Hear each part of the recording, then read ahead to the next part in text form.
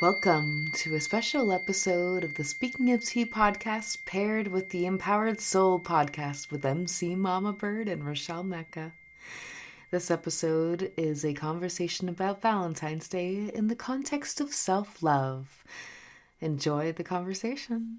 So, this is an episode of Speaking of Tea and the Empowered Soul podcast combined. I wouldn't say it's quite an interview for either end. We're just sharing the space. Having a talk. Having a talk, yeah.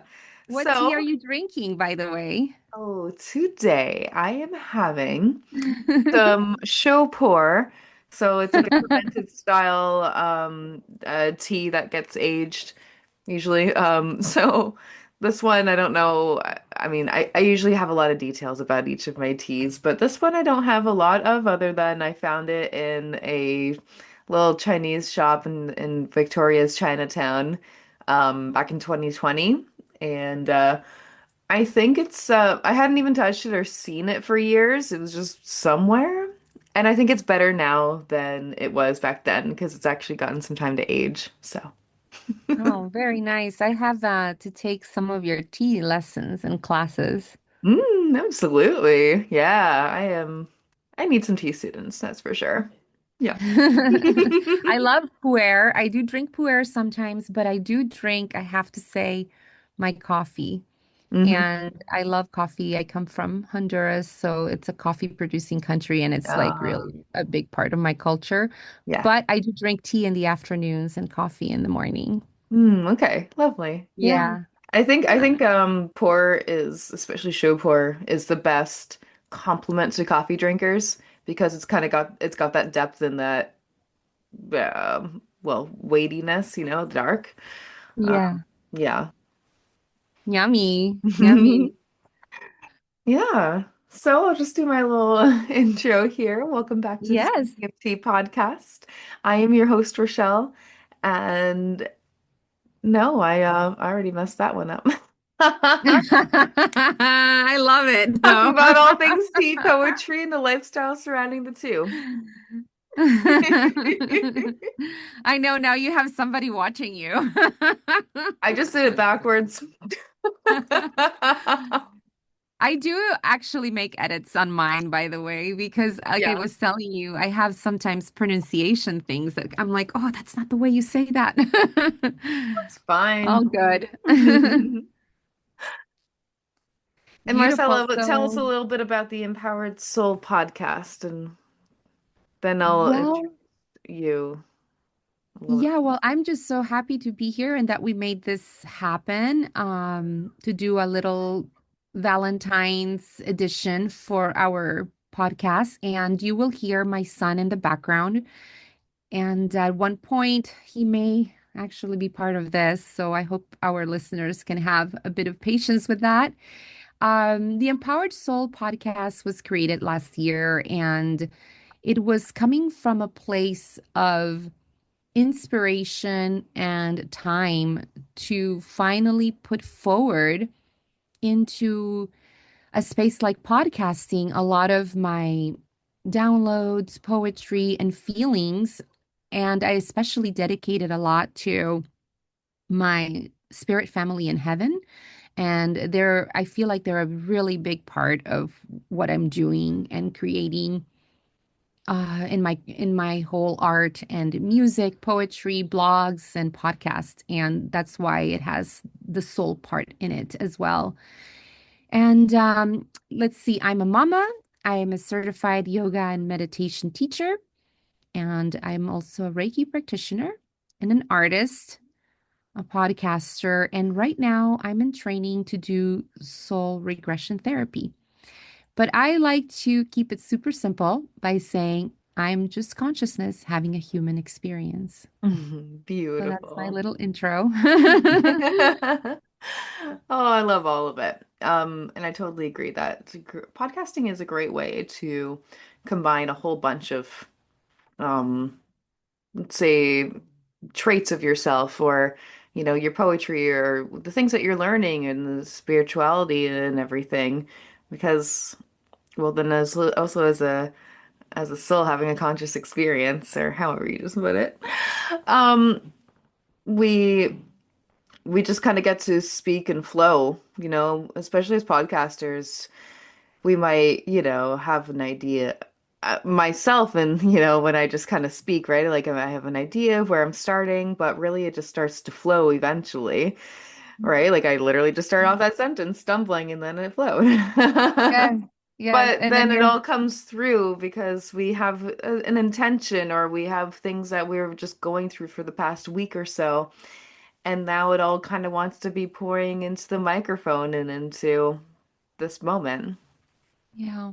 Yeah, it's beautiful. It's a wonderful journey to be in. And I love being able to meet other people as well in this community, like Mhm. us meeting each other. And there's so many other gals as well that we can collaborate and make very spice up our podcasts as well by having each other on the show. And will you share with us a little bit about your podcast and your bio? Yeah. So yeah, speaking of tea, it was born out of, well, certainly tea conversations because there's just so much I could just yabber about to everybody that I meet. So it might as well have all been poured into a podcast so that people can experience and hear more. I practice Chinese Gong Fu Cha, and I love to share that experience with people because most people, I guess, in the Western world, don't have a tea practice as such. So I like to, especially, in video and in this, like to explain that there's a deeper meditational and more focused intention with having tea. And then there's just so many details that can, go into things. I love Um, it. and then also, speaking tea was also born out of me wanting to share stories of travel, of things that I've learned, of poetry as well because I am a poet and this was born the year or I guess just the year after I was publishing my third poetry book and I'd been on the road and um yeah, I've met so many incredible people and I was encouraged to start a podcast. I'm like, yeah, okay. Always been told I have a radio voice. So, Yes, and you yeah, so do. about me, I've been studying tea for, I don't know, 8 or 9 years now. It was like Wow. coming out of university with a media degree, so I am, very in touch with that world, and I'm also a multimedia specialist. I'm coming out of university, I actually went right into the tea industry, working at a tea shop, and my boss really wanted to teach everything she knew. Of course, it wasn't Mm. everything she knew. She's brilliant, but but Mm. I fell in love with tea there. And it was really, let's say, a safe place for me to focus all of my ethical values as well. Because with tea, that there's focus on the environment, there's focus on where the product actually comes from and who were the farmers and what are their practices with the land. And and then we got into the, um, in conversations about fair trade and in capitalism, right? Like that was a huge thing with what I studied in university, and I'm like, oh, tea, like it's it's such a beautiful, it's beautiful in its full circle. At least a lot of the, hopefully, or we can always work towards that being, you know, I love it. I love it towards so much. If it. there could be a tea for our Valentine's and self-love theme, which tea would it be? Hey, that rhymes. Mm. Oh, my heart is set with pour. So a nice rich show pour because there are,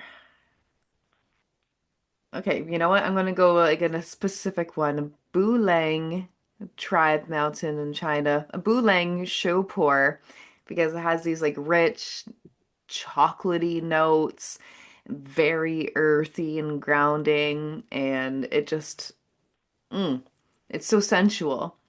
So if this is something that you want for self-love for Valentine's Day or to share with a lover, because the sensuality goes the same way. That's true. That's true. So that would be my recommendation on Valentine's. I Let's don't put have that any in of that the to share or anything, but this one really did the trick back when I had it. maybe we Oh, can put that sorry, in the this show this in the isn't a show video. notes. Yeah, this isn't a video one. I'm used to that. But this Okay. is a tiger. This is from the year of the tiger, so that was in 2021 and it was a show pour and it was just really delicious. Very good. I'm gonna make a note of that, and maybe when we put up our podcast, we can put it in the show notes so people can like I can link to use it. that Yeah, yeah. for their little Valentine's ritual or activities and all that kind of good stuff. I have so much to learn about tea. I'm a Mhm. tea drinker in the afternoons, coffee drinker in the morning, but you're right, there's so much detail to these elixirs and specific flavors and the origins and the culture. It's fabulous. I really love it. And so for today, what are we going to share for Valentine's? What would you like to share for Yeah, the so it's a listeners? Valentine's themed episode because it's coming up. We're Oh, recording on February 12th, so it's coming up in a couple of days. And fun. we had the intention to talk about self-love because Marcel and I were connecting over some a piece that she wrote in her blog, or whole blog article that she wrote, and it inspired me to look back on something that I wrote for um back in like early June and actually for Pride Month. And it was about self-love because when we go into Valentine's Day, we're always thinking about romantic love with a couple, with a romantic partner or something. And we we put so much focus on that most of the time, and we don't think about self-love. But this is a love holiday. They say you have to love yourself before you love others. So that was our focus on what we really want to talk about. I was also thinking about how the only time otherwise that a lot of people experience this self-love thing on Valentine's Day is just because they're single and they are actually a little sad about it. And then so, there's like parties like Galentine's Day parties, the girls get together and like have their own thing. But Marcella, Oh my you God. I've are all never heard of that. That is adorable. I think I was Galentine's. I gotta invited take to that one one. last year, but I think I was working and I don't know. But that it is a thing that people do. So the girls do get together and kind of honor themselves, as far as I'm Oh, aware. And that's oh, that's sweet. so But it's still cool. it's still kind of to me it feels like it's a substitute for, oh, I didn't have a date this year. So yeah, so I'm going to share soon a piece I wrote called Queer Self-Love, and Marcel's going Beautiful. to talk about her thing too. So, is there anything you wanted to add? I'm all ears for you, honey. All right, well, I'm going to get this tea steeping here. This is So exciting. we can hear the sound of the water pouring into the pot. I'm using my cute lazy gung fu set, so all let's do is pour the water. I wait, I turn the handle, it pours out.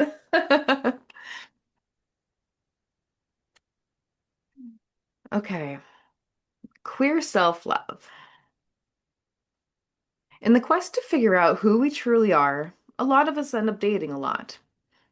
People reflect on certain aspects of ourselves, people who make us feel safe from family-related traumas or seem kinder than other friends, who bring us comfort, and of course, those who we feel a sense of affection towards.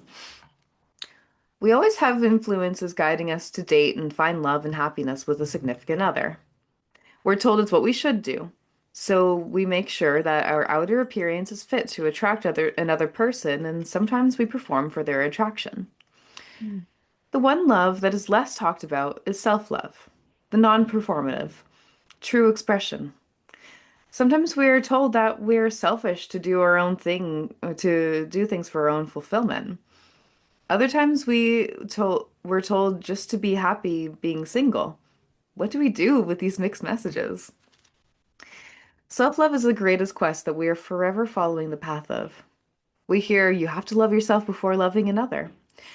But how often do we implement that? When do we get the time? When one door closes, another opens.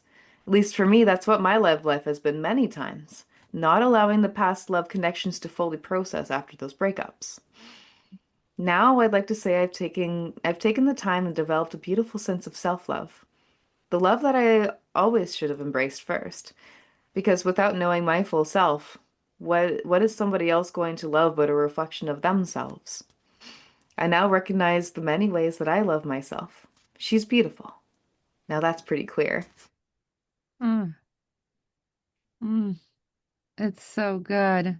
And I love the part about, if we're not loving ourselves when we're loving them, and then when they love us, they're actually, who are they gonna love, Yeah. Because we're too busy loving somebody else, they're gonna be loving themselves. That Yeah. was really, that really was impactful for me. Hmm. I love how you Awesome. put that together. Mm, beautiful. And isn't that the truth, right? I mean, the self-love, it feels like it's more mysterious, and how do we get there? And not, at least when I was growing up in the 70s, it wasn't a practice. It was very much about externalizing the love. Hmm. And now that I'm still a pretty new mom and you're a mom to be, that's going to be a really good place to implement these teachings, right? How am I going to teach my son about self-love and for your baby? And I think that it's going to, a big part of it is how we love ourselves. Yeah. They're going to be learning through us, right? Yeah. Well, see, and then there's the thing of like I've really found the sense of self-love in this, from these past periods of my life, which is a wonderful place to start to Yeah. now have a child because I realize I'm going to be moving into this big season of selfless love, like everything's going to be for the child. So I'm actually still going to have to keep reminding myself practices of Mm. self-love so that I can, well, so that I Yeah. can still be a mother from a grounded place. And Yeah. if I'm giving everything to the child, and there's stories about this all the time, like people have heart attacks and cancer because they're not even loving themselves enough because they output so much love. There's physical Yeah. illnesses are always a result of something emotional that's built up for years. It starts there. It's true. Like, I think a lot of shamans talk about that. The imbalances start first in the emotional, spiritual realm, and then the body speaks because it's a reflection of it's feeling the effects from that. Yeah. Yeah. Um, and so that it doesn't become more overwhelming and more things for our already very full lives and busy lives, in the little things, right? Moment to moment, and a lot of forgiveness. I think it's a really big part of it. Mistakes aren't really mistakes, they are gifts and lessons and the way we learn. So, not being hard on ourselves and all those little pockets of the moment to moment. And it's in the little things. You hear that expression a lot. As I get older, I realize that these ordinary expressions are actually really wise and powerful. If I just pause for a moment to unpack that, I'm like, it's in the little things. I'm like, yes, it is actually. You know, it's Absolutely. amazing. It's like after you have had a very powerful ceremony experience, for example, and then you're starting to like process language and things like that, you're just like, oh my God, those old sayings or those ordinary sayings really, I have a lot of wisdom. And I feel like it is in the little things. And so in these Valentines, your poem, cooking a heart fulfilling meal, a heartwarming meal, an organic meal, sipping some delicious tea, taking a beautiful bath, um, having special quality time with your partner. It's in those little things too that the knowing is in the doing kind of thing, right? Hmm. So it doesn't have to be this like, um, megalithic expression, you know? Yeah. It's an everyday, moment to moment, and it can be done. That's why I'm really excited to see your creations and your podcast as the baby comes out of the womb. And I love that podcasting journey because, or your blogging journey, your Substack and everything, because it'll give you community and accountability for putting these little threads into practice as the baby comes out and expresses and experiences the world to little by little, it's not something monumental, how we are practicing our self-love as moms, and to express that it can be done, that Yeah. we don't have to be in that martyr sacrifice place. And there will be moments, I feel, that we will go through that as moms, but the That's okay. overall theme, yeah, right, it is, and that's okay. And the overall arching theme is it's love for you too. That's love for mama too. And hopefully for your sisters and friends and your community to come to love on you Mm. as well, to receive that love. And I loved your poem. And then also another thing about it is that we can have this intention, but are we going to receive it? Are Ooh. we soft enough to receive the love as well from somebody else? And because that's self-love too. And I know Mm. that for me, that's been a hard one. Right. Sometimes even like receiving a gift, like, maybe your partner wants to do something really special, and you're like,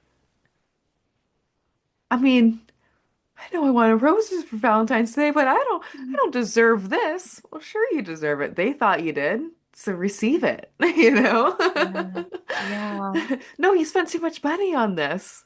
Oh, yes. I Let know. I've them. been there. Money comes and goes. There's a reason they wanted to do this? Yeah, for sure. Yeah. And and I think also as we go through this journey, we we grow as we go, right? There's no way we could have known this back then. And so looking back, taking inventory, learning from it, appreciating our mistakes and actually thanking them and forgiving ourselves. One of the things I learned from one of my classes is the importance of a lot of forgiveness during the day because Mm. the inner critic can be very strong and abrasive and that how reality usually isn't as hard as it is in our heads. It's Yeah. in our heads is where it's like it gets tricky, but that's a whole other subject. The sharing that I have about our self-love theme here is, let's see, I have a few little points that I wanted to share. How it feels like it's such a foreign subject, especially when we've been, um, have received an upbringing of more of an externalizing our love, and that it's not something that it's earned, but more of a steady flame in our hearts. And the more that we expand that self-love, it really starts to overflow and spill into our affection and love for others and appreciating, right? This, and I love what we have learned in some of our classes together, that we are the daughters of the king. We are royalty, right? I love how she says that, one of our teachers in class. And I love that because how could we not love that? To love ourselves and to appreciate. And then it just starts to overflow into other people, situations, and things, including healing things like comparison, envy, jealousy. When you're in that place of self-love, we are more likely to celebrate and turn it around, right? And be like, oh, what can we create together? Oh, I love what she has. I want that too. And I want it in my version because you love yourself, right? Hmm. So I love that too. I love how self-love is infectious that way. It's contagious. Yeah. Yeah. Because once people see it, right? And then or there's some people if they're in a place where they're not feeling that self-love, they can be like jealous, right? They're like, Yeah. why is she like that? You know, you can Yeah. be all picky about like, why is she feeling so good? It's like because she Yeah. feels so good. Yes. Try it for yourself. She is someone who is not worried or concerned. Yeah, I think I've maybe lived in this like in this sort of hello. This sort of sense of I don't know, self-love or self-confidence for many years that I like Yeah. maybe I never even noticed girls having that sort of jealous Yes, thing with me. I'm like, I don't know. I had no it's idea, but true. as I reflect and I get older, it dawns on me. I'm like, oh, maybe they're behaving with jealousy. I don't even know. It could be insecurity, right? That's it. Yeah. And and I've been there. I've been there many times, and as I've come to grow from those places, and I still sometimes feel those feelings too, like, oh man, I wish I could go and just get up and go travel and pack up my bags and have that kind of freedom, you know? Hmm. Uh, but it's not a place of destructiveness Yeah. like it used to be. And I think it was because I wasn't in as a deep appreciation and love towards myself. And now I can recognize it. And also we're human, right? Hmm. We're human. We can Hmm. actually we're here to be human too. We're if even in the divine realms, there really isn't perfection anywhere, but it is already perfect as it is. It's that whole conundrum. But through these experiences, we learn and we grow and we evolve. And I've been there and actually can recognize it when in another person and be more empathic, right? Than judging it because Yeah. I've been there. But as the self-love grows, it really starts to feel very healing in other parts of our lives, including conversations we have with each other and like, wanting to collaborate with each other instead of competition and those kinds of things, right? And then when we feel those kind of things, we can be like, oh, that's actually a note of inspiration. So those are some of the things that I've felt like self-love has been very helpful and um, growing more towards the light. Hmm. And let's see, I had another little note here. I have my kiddo now, so Yeah. kind I of was a just little gonna say after all that, the word that kept popping up for me was fulfillment. Hi. fulfillment. Yeah, she said hi to you. Hello.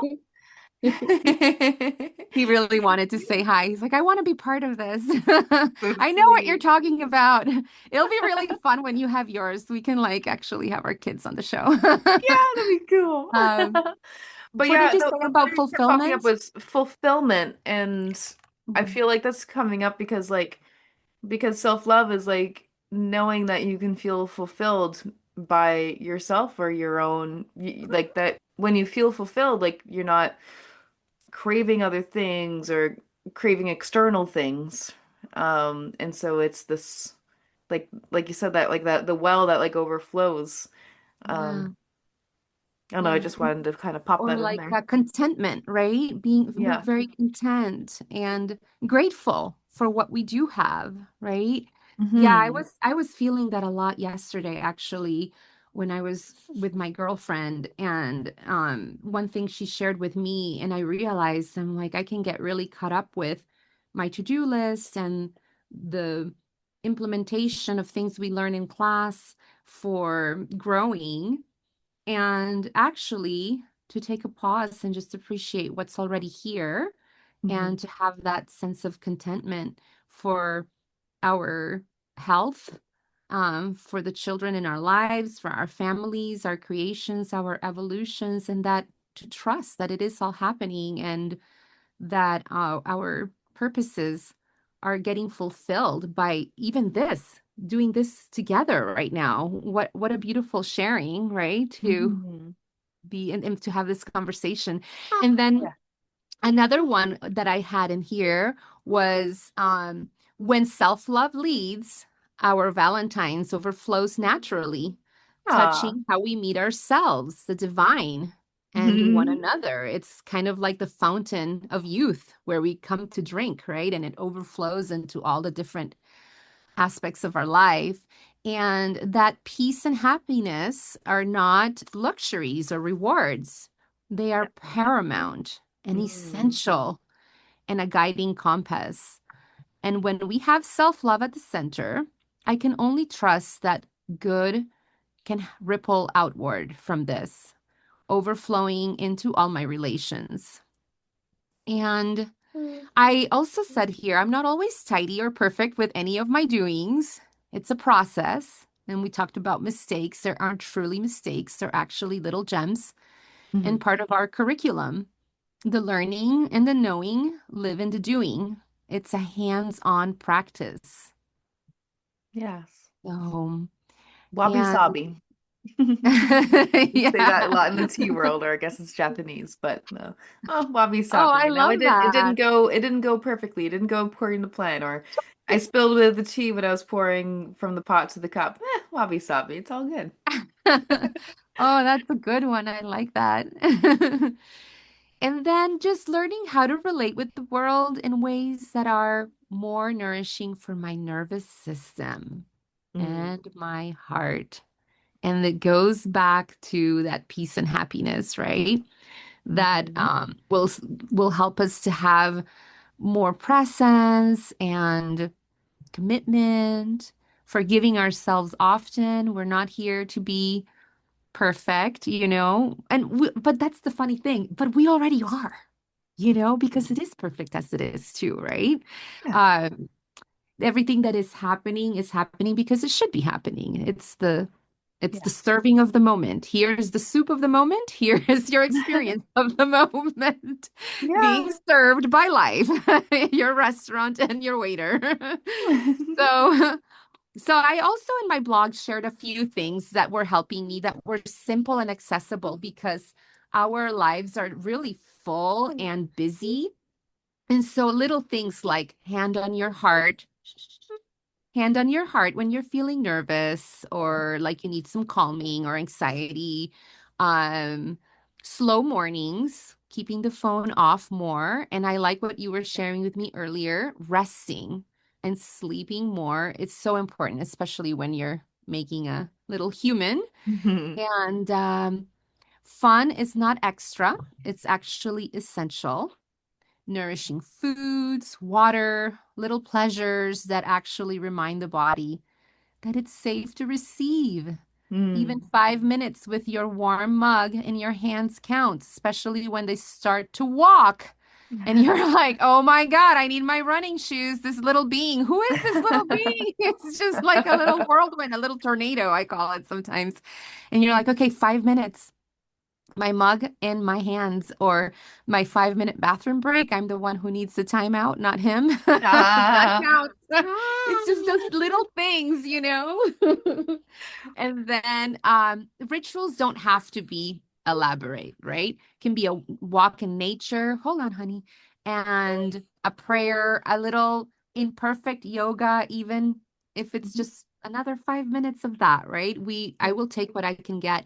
And then for Valentine's, lastly, I just want to share a couple of little things that I'm doing. One of them is that I'm going to a women's circle for the first time tomorrow evening with my girlfriend next door. She Oh. invited me, and I thought that was such a treat. I haven't been to a women's circle. I don't even know if I can remember how long that's been. Do Oh. you go to gatherings with your You girl? know, not really. How many have I even been to? Like one officially, and it was kind of by accident. Basically, it was just like I was staying somewhere and someone was hosting it, and it was like, oh, well, I might as well join because otherwise I'm on the couch beside I'm here, and it was beautiful. It was perfect for me at the time. Um, and then I feel like I've like sort of accidentally hosted women's circles a couple of times, just having girls over for tea, or like Oh, had having people over for tea, and then like the men who were invited leave, and it's like, looks like I got a women's circle. So that's fun, impromptu. oh, fun. Would you say you have a lot of girlfriends and social, like a community and vibes like that where you live? I love where you live. I've been to Vancouver. It's such an There's amazing definitely a lot city. of different people running stuff and different opportunities for it. I could personally run it more often, honestly, in my little in my I call my home the tea house because it really is. Yeah. And Oh, fun. Maybe we could do that. A women's tea group, one of your podcasts. yeah, yeah, That would be really fun. I'll join in online if bunch of I people can. on as a in the Zoom call. That'd be cool. Yeah, Yeah, that would be really fun. yeah. And so I'm doing that on Friday. Saturday, I have no idea what my hubby is, my partner's surprising me with. Oh, And you're being then surprised. on Sunday, my girlfriend next door, who's become one of my best friends, I love her. Thank God for her. She Thank has a goodness it's a neighbor. rental and she's giving me 4 or 5 hours of her rental that has a bathtub, which I don't have a bathtub, but I love this home so much. I'm like, it's okay if it doesn't have a bathtub. I love this home. So we moved in here, but I really miss baths. So I'm going to go and get some rose quartz and Mm. I have some organic rose buds and I'm actually going to put some chamomile tea bags in the bath and maybe some Epsom salts and a candle, my favorite music, favorite journal, favorite pen, favorite tea, and cozy robe, all those kinds of things, and go over there for 4 or 5 hours to just soak and bless the waters. Just a little intentional prayer, to the waters and asking the waters to take what no longer belongs to me and to reset me and renew me.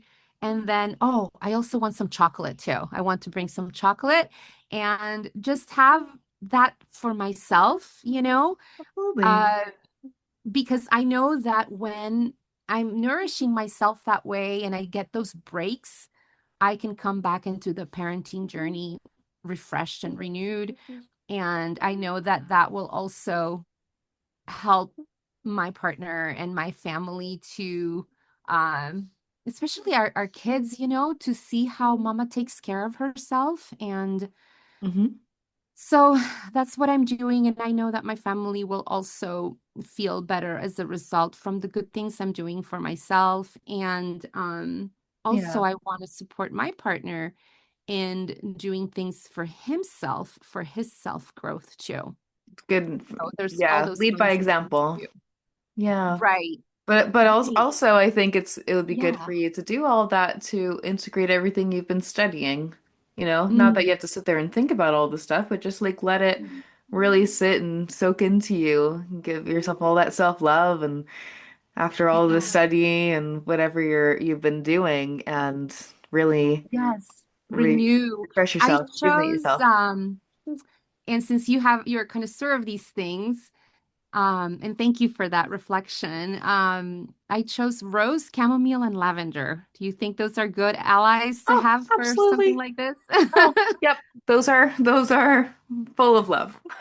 Yes, yes. I especially love rose and lavender.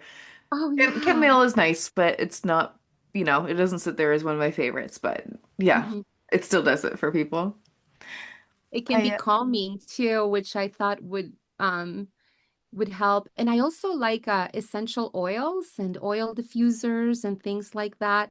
Yeah, Little acts of self-love again, and how impactful they can be. These plants are really powerful. incense and Yeah, whatever different plants that are in it, incense too. Yeah. incense. Yeah, I love incense as well. It's yummy. Hi. Hello. We're back.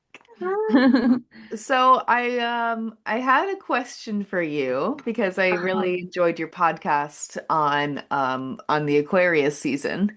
Oh, yeah. I thought that was, you some beautiful reflections and articulations. There's like a Aquarius goddess or something. So um anyways, I wanted to ask what you thought about Valentine's being in the Aquarius season Oh, because yeah. because Mm. Valentine's feels more Hi. like a water sign. It's a lot more based in the emotional field. And Aquarius doesn't align with emotional that much. I am an Aquarius, and well, Right, that's right. You had your birthday. Yes. yeah, Happy birthday again. thank you. And I am an Aquarius. I have a Pisces moon, which is probably where the Yeah. whole emotional poet thing comes from, but Yes. Aquarius can be known to come off kind of cold and emotionless at times. Mm. Whereas Mm-hmm. we're like humanitarian, we're looking out for the good for humanity, and we're inventors, kind of, you know. Um, Mm-hmm. but Mm. so Valentine's being in Aquarius is kind of an interesting thing, and I never really paid much Mm-hmm. attention to that until Mm. recently. So I wondered what your thoughts are on it. Mm-hmm. Yeah, and Aquarius has the name Aqua, and it feels like it would be water because it's a water bearer, Yeah. but they're actually an element of air. Yeah. So a lot of it is around the psyche, mind, idealism, and breaking through a lot of the status quo and the the standards and the conditions, and it really it's propelling us forward. Um, Air signs, I have air in my chart too, but I have Libra mostly.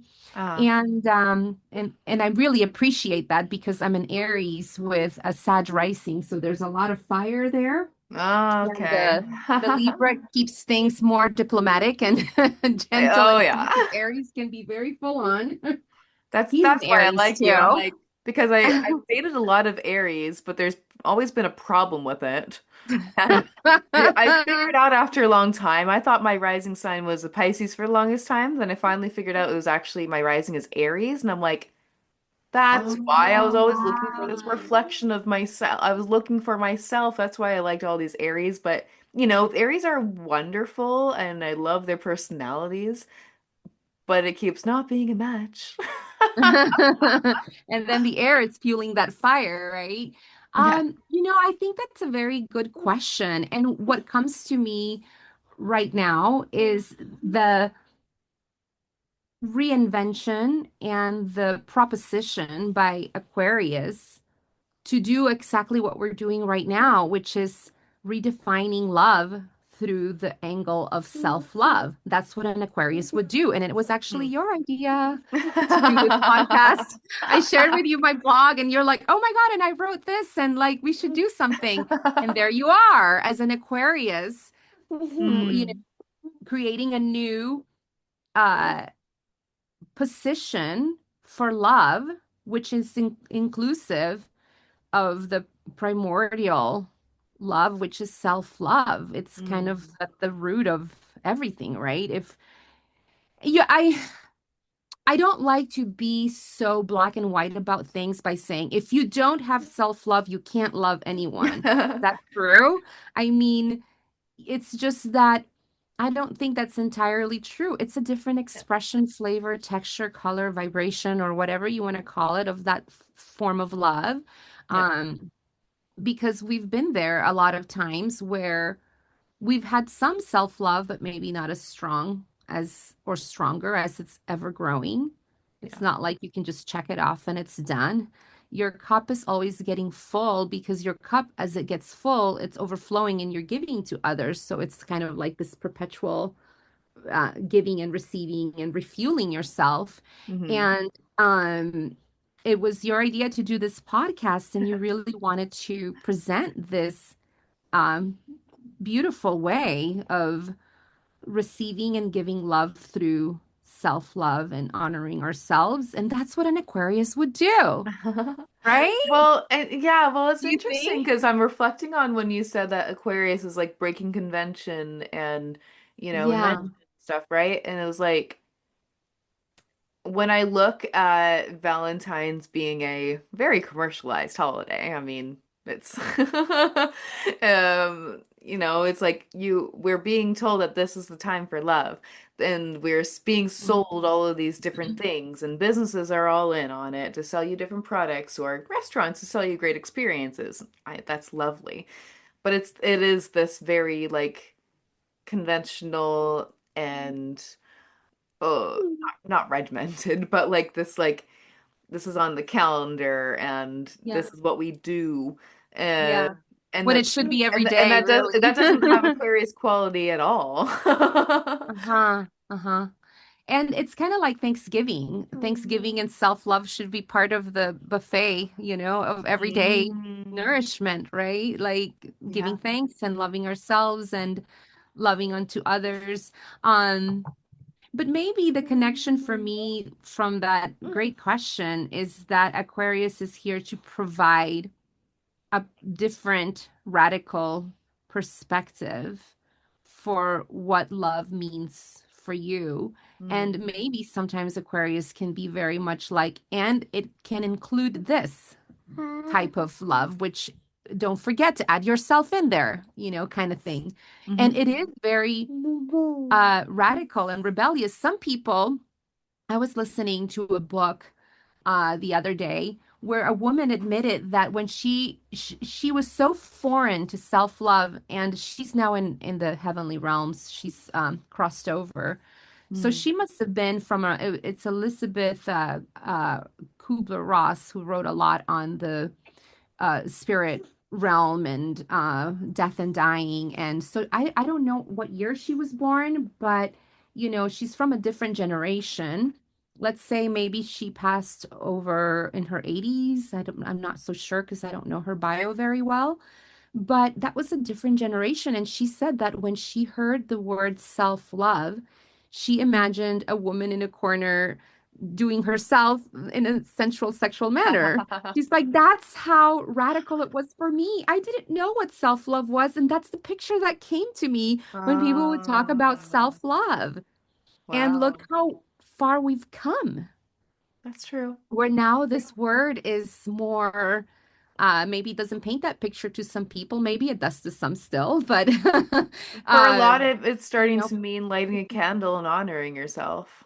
Yes, we've jumped so many timelines and through our generations and consciousness just from say 19, maybe she was born in the 1940s, you know? Okay. And we can have this conversation and we didn't like giggle about it like, "Oh, it's self-love," We Right. just took it differently, and for her it meant like something very different. Yeah. Isn't that amazing how time passes and the perspectives, change, metamorphosize, but I think it's a very interesting question. Why would it be here as opposed to say Cancer, who's such a lovey-dovey and emotional sign? Why isn't Valentine's during Cancer when they're like such a cozy, homey, Yeah. guided by the moon sign? Or like a few days later in Pisces. Mm-hmm.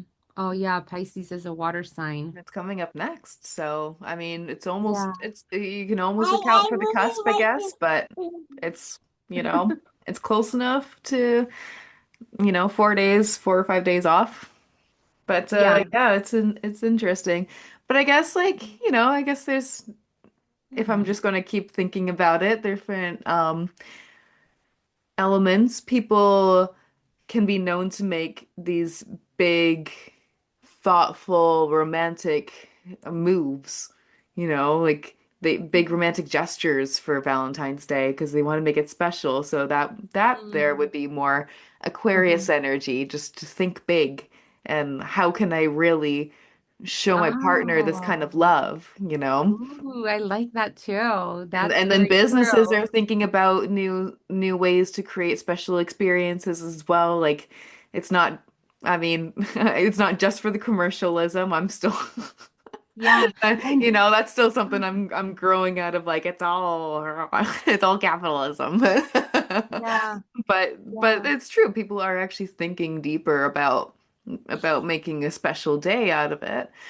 And then, I mean, baby make Oh, you're right. you, right? So it's also there to transform your perspective. How many people Yeah. conceive on Valentine's Day or around this little holiday here, and then they Yeah. completely are then transforming their lives and their perspectives.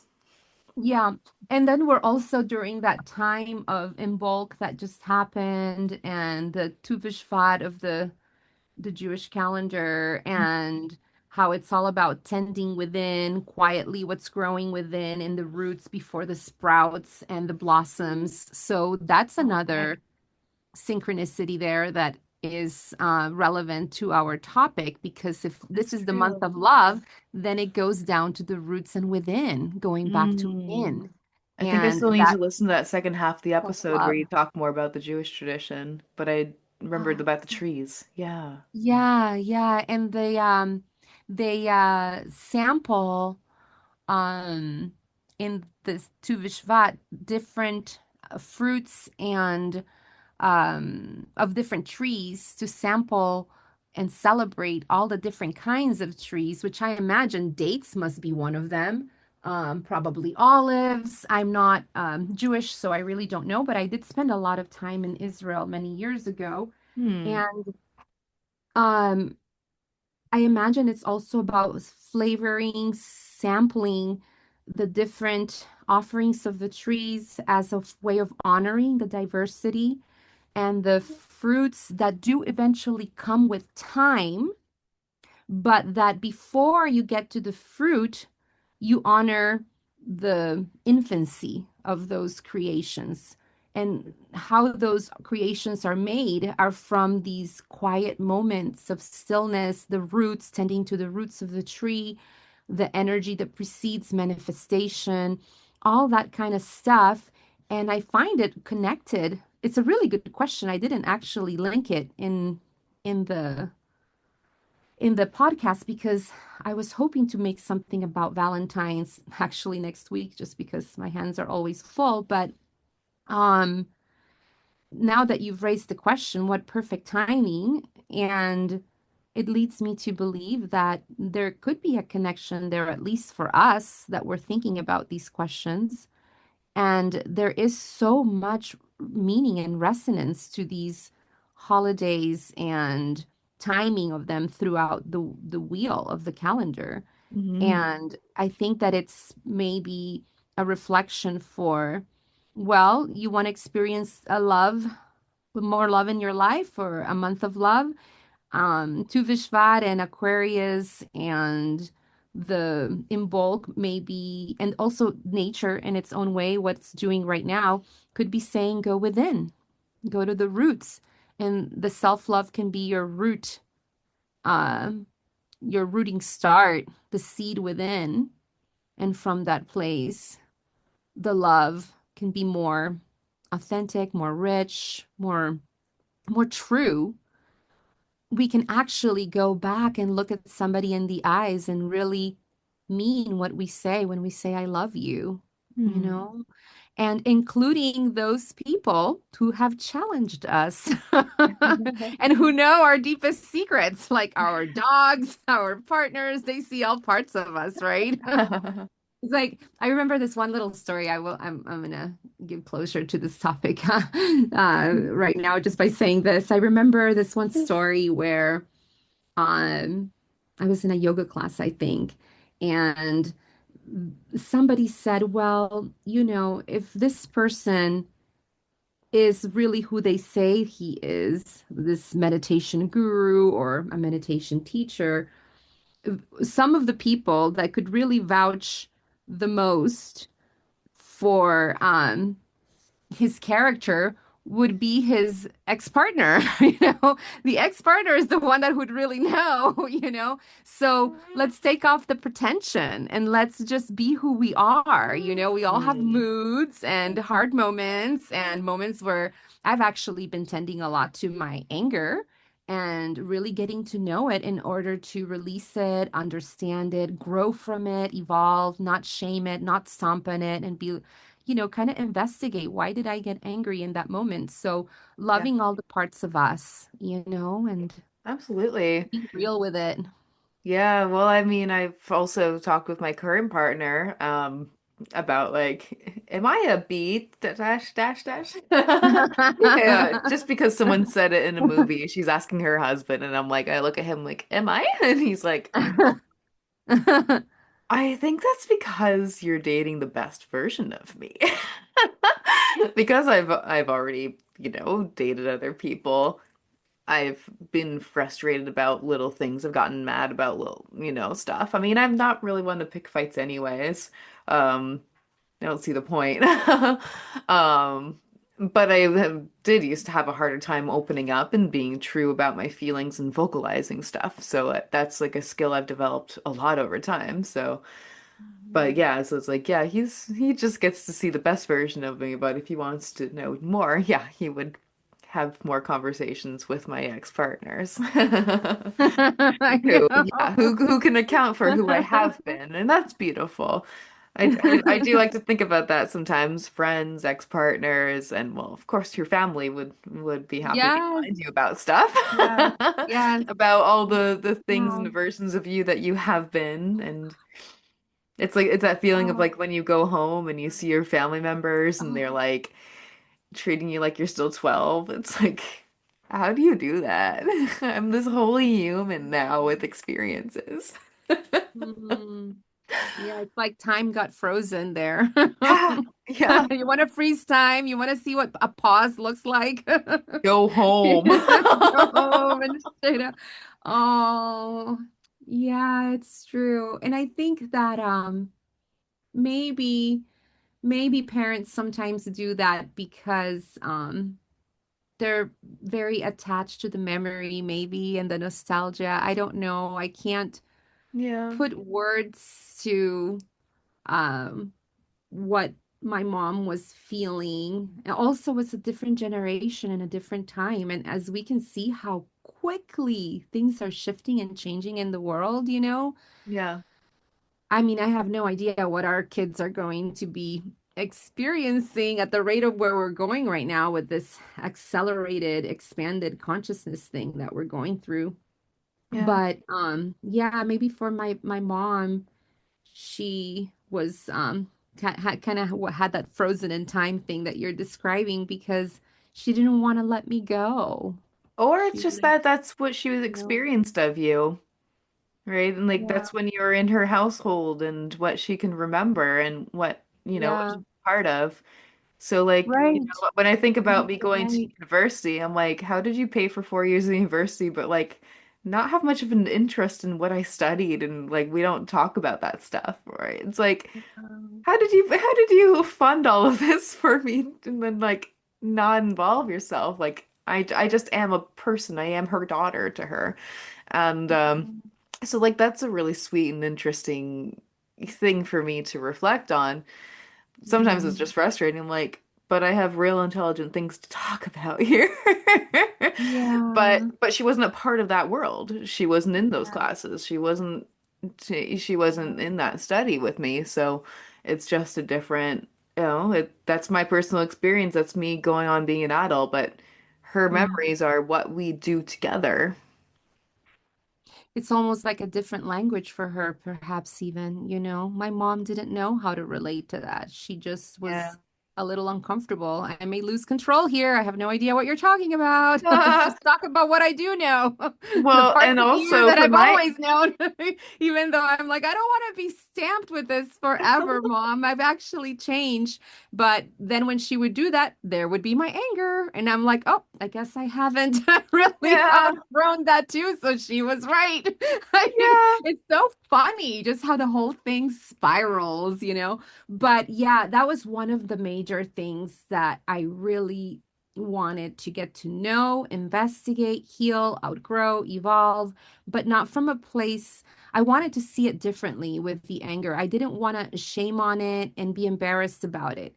I really was genuinely interested because I wanted this little one I'm teaching him how to become angry. This is Mhm. how you react when you're angry. And I was realizing, I'm like, okay, I'm still on time. He's still very little that maybe these patterns aren't so ingrained because I had this deep desire where I wanted him to relate.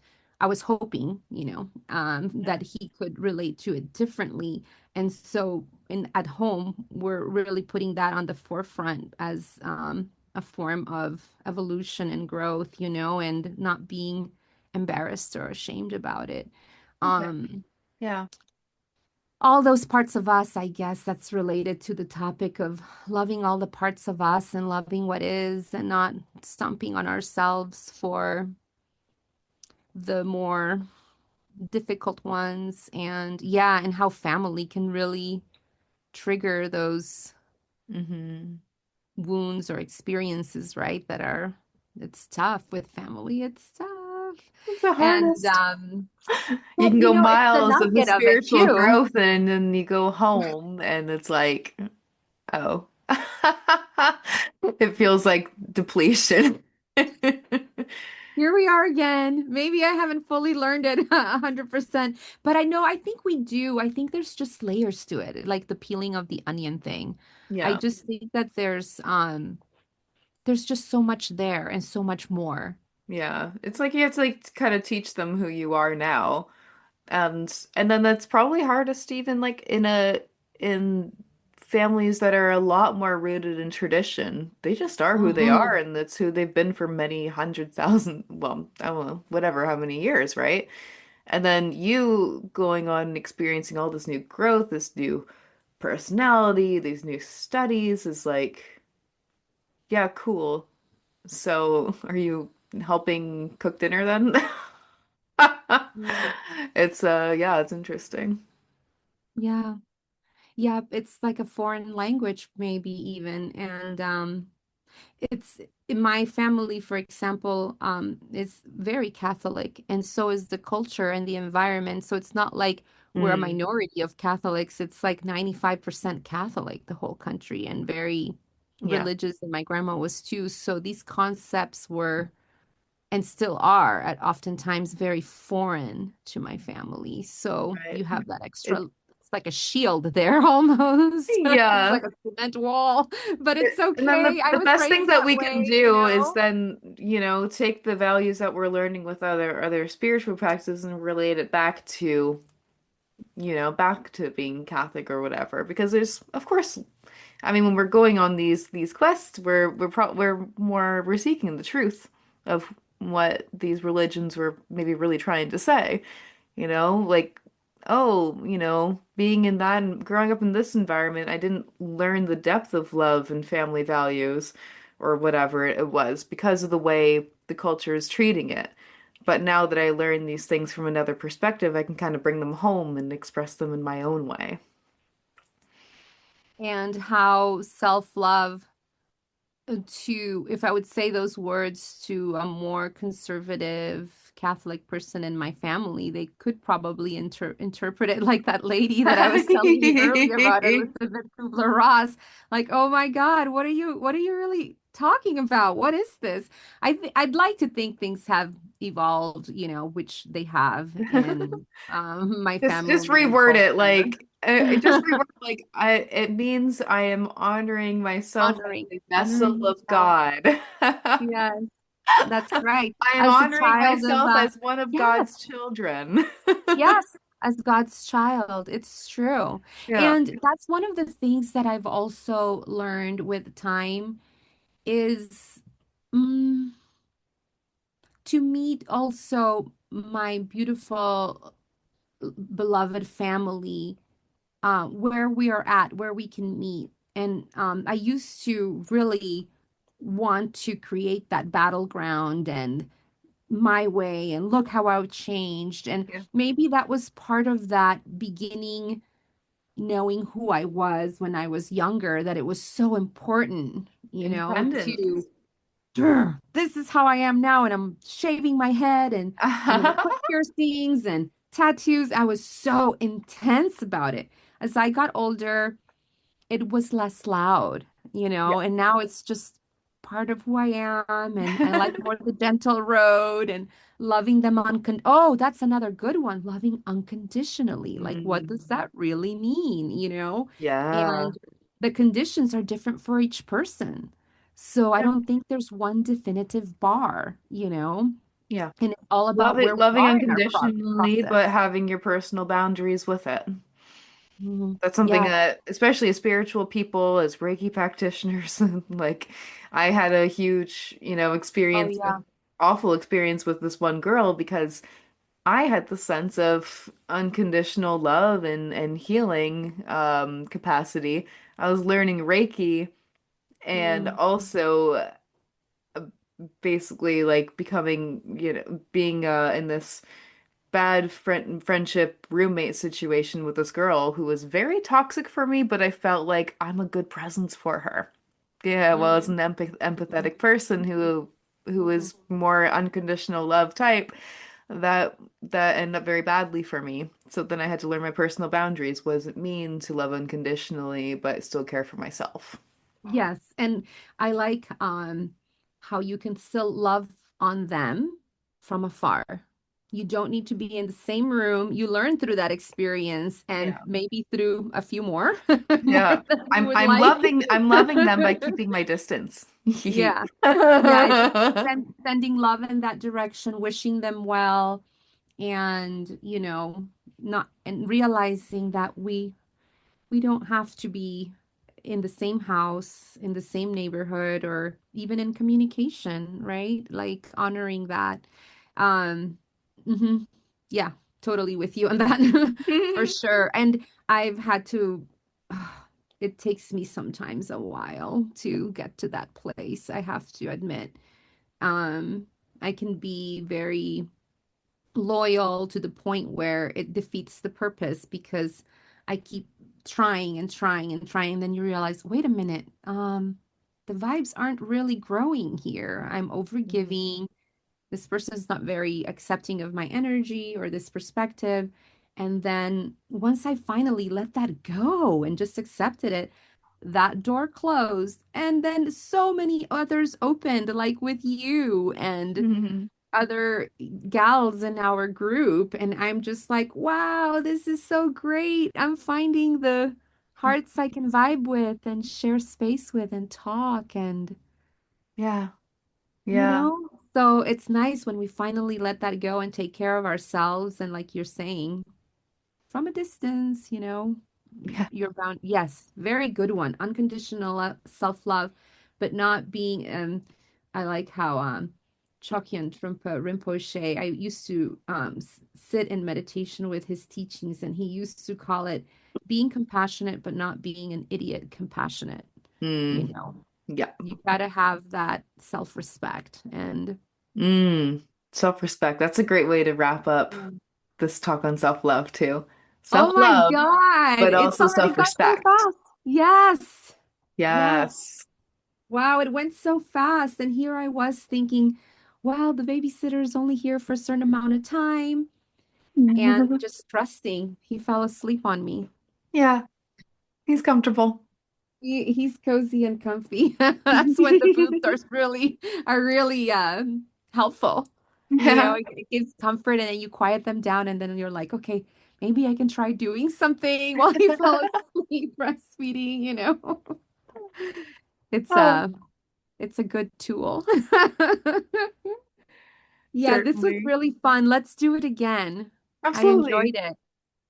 Yeah. Yeah, me too. Yeah, I great like the conversation. idea. Yes.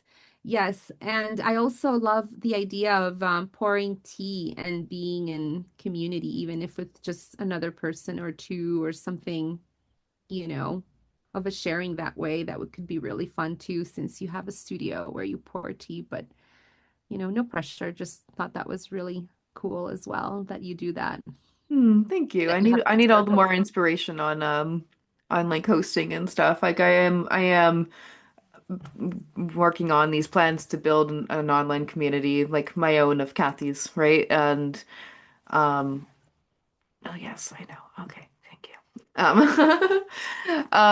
Like so yeah, my own online community and it's like what's it actually going to look like? How am I going to be hosting it and everything? So um yeah, so that would be all the more practice on me running something like that. And yeah, Yeah. having women gather over tea would just be a nice, start. Yeah, I love that. Yeah, tea ceremony is really powerful and very healing. Yeah. I've been in a journey of in recovery for many years, and Hmm. well, a really long time ago, maybe hmm, 18 years ago, I met a community of tea ceremony people in California, and they had tea temples in Burning Man and also tea stores and tea joints in town in San Francisco, where I used to live for Oh many yeah, years. I hear that there's some good ones in San Fran. Yeah. Yeah, a lot of tea connoisseurs and coffee drinkers. I mean, you can find people that study the most esoteric things, and that's just what they do, you know? And it's just like, Yeah. wow, that is so great. You study that? Wow, that's so cool. I love how you can be so creative about, anything, and also the potential of being super successful with it as well. And I really enjoyed that. And what I got from it is the serenity of slowing down, making the water, the way you pour the water, the way you pour your cup, the conversation, the mood, the writing. Um, yeah, and those moments of just holding that cup in your hands, and being grateful. And oh, and then not to mention how these plants and these buds have given their life and their medicine and their wisdom over to you when you ingest them. There's a Yeah. whole other conversation and chemistry going on in your body and Yeah. all the different things that you can get into from ingesting these plants. That I think that's super cool. Oh yeah, and then the traditions and the cultures. Oh my gosh, it's just so cool. Yeah. And I think that's something very healing, especially when you're in recovery, where you're so used to taking these things and putting them in your body, which aren't the best for you. It was what it was. I accept, where I've been. I actually have a lot of gratitude for the path I've been in because it's taught me and revealed so much. And I can see the connections happening now as I come out the other side. Um, Hmm. Releasing more. It was not like an instant you pull the band-aid. It's been a process of healing for the last 14 years and shedding and shedding and shedding. And as I do more shedding, I realize the importance of tea. For some, even coffee can be a good, but tea is just so calm and soothing and healing, putting something into your body and your consciousness that can actually uplift it. How amazing when you're in recovery and so used to taking things. So Hmm. maybe it's taking something else. Well, A that's the couple, thing, yeah. And yeah. and I've dreamt of not really haven't fully figured out the avenue. Just kind of got to keep putting it out there. Like, I want to have a student or a client who is a recovering alcoholic to really teach them tea practice because okay, so what is it that you're used to doing? You're re used to reaching for a beverage. Okay, that fine. I'm also used to reaching for a beverage all day. It's I'm choosing something else. I'm choosing something more medicinal and making more of an atmosphere around it so that I'm really pouring into this experience in this moment Mm, that can give me energy to last me through the day. And, mm, I guess with alcoholism too, it's like you're wanting to drink all, throughout the day or like a lot or, you're thinking about it, but tea has a more sustainable energy. And what's worse is going to happen? You get over caffeinated? Okay, cool. Or you can and get overly yeah. drunk and stumbly and not be able to function anything. Yeah, and then you have teas like rooibos. That's one of my favorite ones, which I sometimes drink in the afternoon, late afternoon or evening, depending Yeah, on then what you have mood all I'm sorts of in. other herbs. Yeah, Yeah. exactly. And And tea is really good medicine for like the Camellia sinensis plant is beautiful for the heart and beautiful for all around energy. So, self-love. There it is again. The self-love in the tea leaves. yeah, yeah. Oh wow. See, it's all coming together in it, even at towards the tippy end, like it's all The spirit of merging. this plant is deep in me. Yeah, see, wow. Self-love and healing and yeah, it's a very profound subject, the addiction and being in recovery. It's very expansive because there's just so many uh, uh different things that go on behind the the word addiction, Yeah. what that really means. But the point is that we are finding tools that are allies and helpful and medicinal and healing in that toolkit as we walk in our recovery. And who knows, maybe even expansive to your inspiration and consciousness as well, like writing about your, recovery path. For some people, they could do that with tea. Mm. Also, community, being surrounded by other healthy people. Yeah. Sometimes you have to walk away from those older relationships. It's really hard. I've been there. It's really, really hard. Sometimes you have to move away if you really want to have your life back. But the tea community gives you a fresh start, like-minded people and hearts and a really good beverage and good for your tummy, your heart, probiotic, prebiotic. It's Yeah. really good stuff. Wow, that's a whole other episode right there. Addiction and tea. Yeah. Yeah, so those kinds of communities were really good. And some of these people were bringing it to places like Burning Man and in the town of San Francisco to balance out all the wildness of taking and experience. I don't want to judge it either. It's the experience of taking other substances. And the tea provided a refuge for people in the playa and a quiet place to decompress, integrate whatever wild experience you were having. Yeah. And um, for me now that my life has calmed down a lot from those years, tea and sometimes coffee. Well, coffee is a total treat for me. I can't annihilate it. It's part of my roots, but tea is very calming and soothing and very feminine. It just, Hmm. soft, Yeah. softening. So I like that. Thank you so much Mhm. for Thank your you. beautiful idea. You're welcome. Thank you for This the whole was really conversation. It fun. was beautiful. We touched on so Yeah. many different subjects from just the idea of self-love and well, as we said, start from self-love and then we end up with self-respect. And those are really perfect to go hand in hand. Yeah, I really liked it too. And I love that you're in the BC area is one of the most beautiful parts of the world. Oh, so amazing. I love having a friend there.